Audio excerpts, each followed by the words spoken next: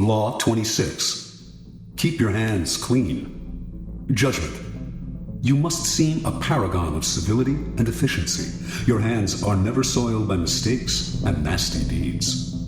Maintain such a spotless appearance by using others as unwitting pawns and screens to disguise your involvement. Part 1. Conceal your mistakes. Have a scapegoat around to take the blame. Our good name and reputation depend more on what we conceal than on what we reveal.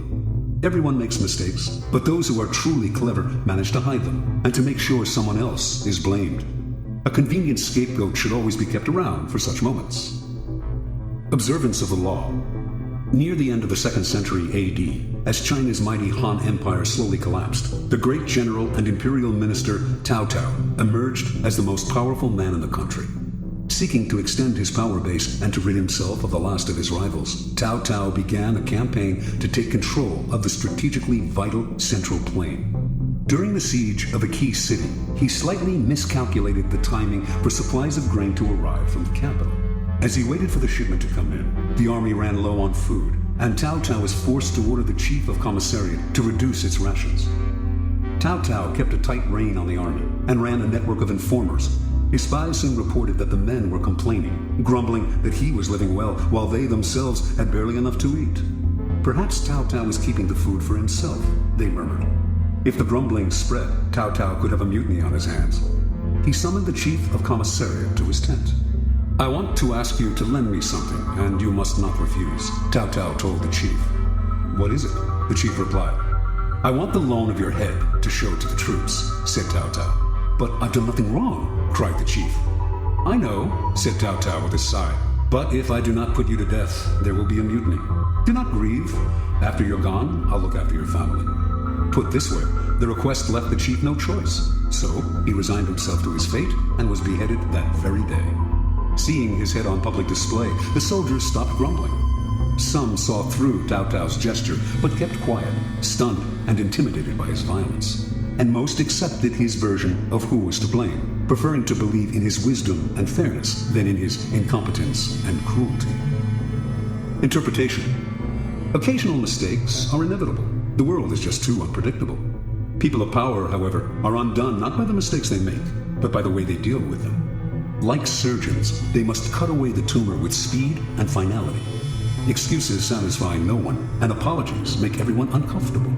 The mistake does not vanish with an apology. It deepens and festers. Better to cut it off instantly, distract attention from yourself, and focus attention on a convenient scapegoat before people have time to ponder your responsibility or your possible incompetence. Keys to power. The use of scapegoats is as old as civilization itself, and examples of it can be found in cultures around the world. The main idea behind these sacrifices is the shifting of guilt and sin to an outside figure, object, animal, or man, which is then banished or destroyed. The bloody sacrifice of the scapegoat seems a barbaric relic of the past, but the practice lives on to this day, if indirectly and symbolically, since power depends on appearances, and those in power must seem never to make mistakes. The use of scapegoats is as popular as ever. What modern leader will take responsibility for his blunders? He searches out others to blame, a scapegoat to sacrifice. When Mao Zedong's Cultural Revolution failed miserably, he made no apologies or excuses to the Chinese people. Instead, like Cao Cao before him, he offered up scapegoats, including his own personal secretary and high-ranking member of the party, Chen Boda. Franklin D. Roosevelt had a reputation for honesty and fairness.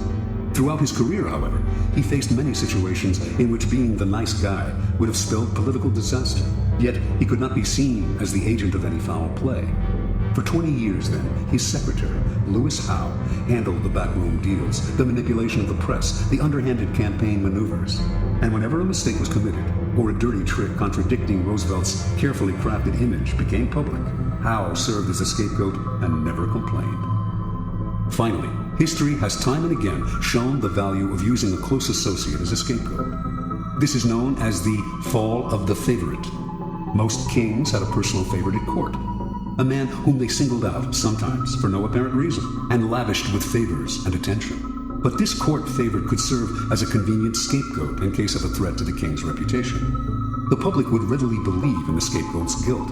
Why would the king sacrifice his favorite unless he were guilty? and the other courtiers, resentful of the favorite anyway, would rejoice at his downfall. The king, meanwhile, would rid himself of a man who by that time had probably learned too much about him, perhaps becoming arrogant and even disdainful of him. Choosing a close associate as a scapegoat has the same value as the fall of the favorite. You may lose a friend or aid, but in the long-term scheme of things, it is more important to hide your mistakes than to hold on to someone who one day will probably turn against you. Besides, you can always find a new favorite to take his place.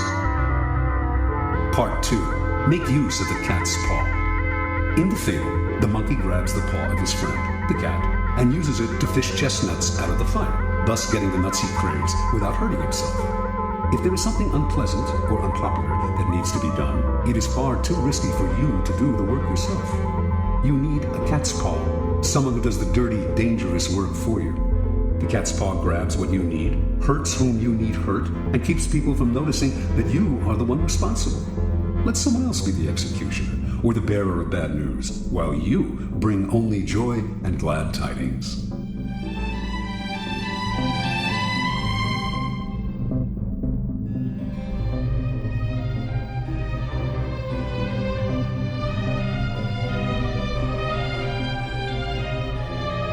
Observance of the law.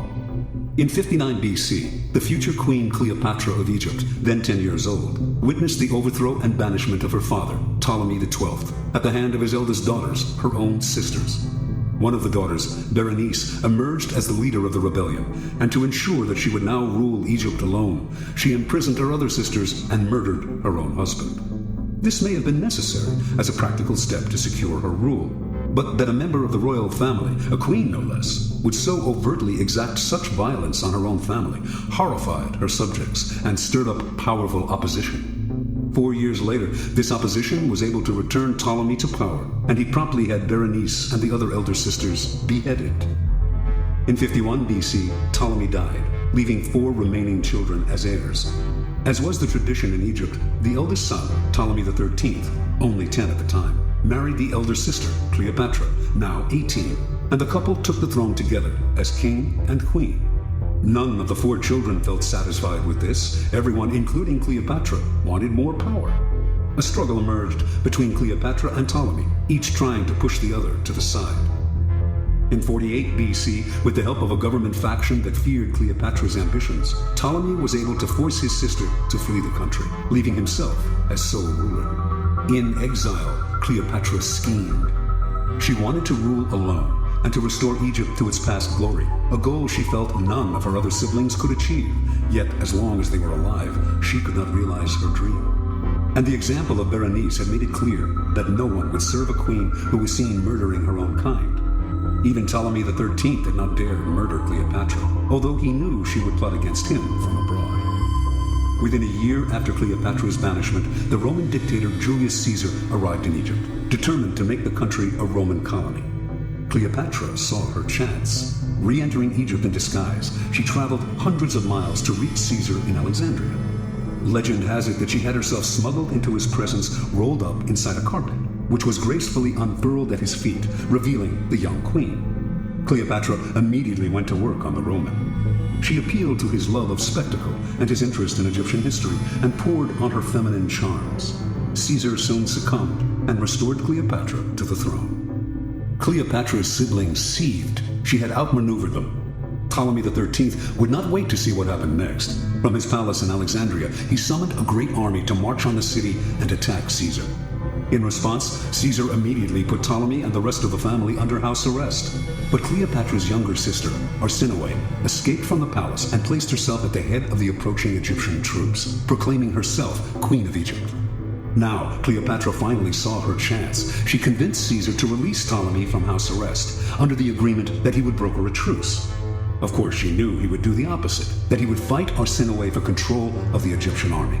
But this was to Cleopatra's benefit, for it would divide the royal family. Better still, it would give Caesar the chance to defeat and kill her siblings in battle. Reinforced by troops from Rome, Caesar swiftly defeated the rebels. In the Egyptians' retreat, Ptolemy drowned in the Nile.